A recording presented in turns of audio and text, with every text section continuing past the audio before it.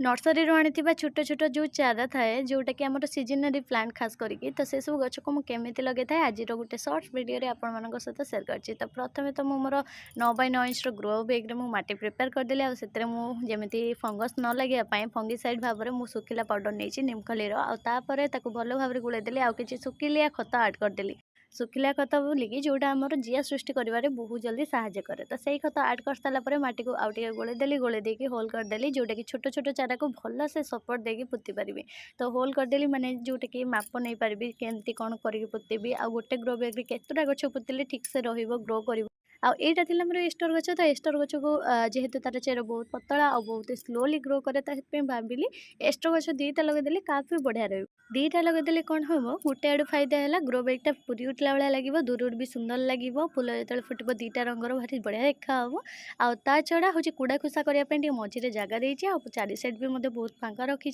एवं गछ लगिगला मोर दुईटा गछ एस्टर गछ आईटा केते दिन भितर ग्रो कर ग्रोथ कौन दूचे आ हरमोन कौन दूसरी नेक्स्ट वीडियो शेयर